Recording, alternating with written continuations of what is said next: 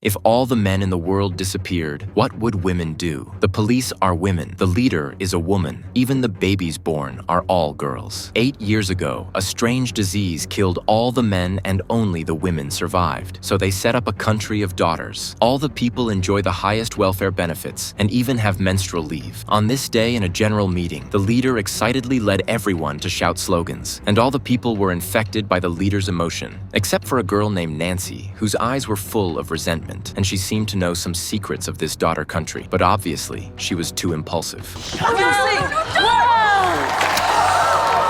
Nancy was then locked up by the police and shot in the back of her neck.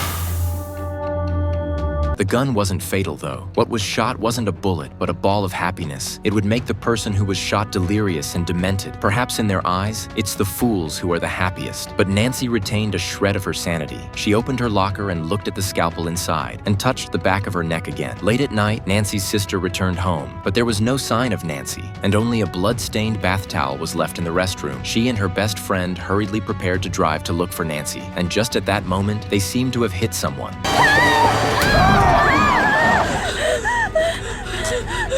The two panicked out of the car to check. While Nancy suddenly appeared, scared them. It turned out that Nancy is not the first time to be implanted with a ball of happiness. Smart Nancy has long left important clues for themselves. She left a small note in the room of the mandatory places. According to the tips of the paper, Nancy will come to a cabinet. It says to cut the back of the neck with a knife and take out the happiness ball inside. Nancy, who has regained her senses, went to visit her mother in a nursing home. But her mother was stagnant, and it was obvious that she had also been implanted with a happiness ball, and the traces of the torture were deeply imprinted on her mother's temples, which was why Nancy hated the daughter's kingdom so much.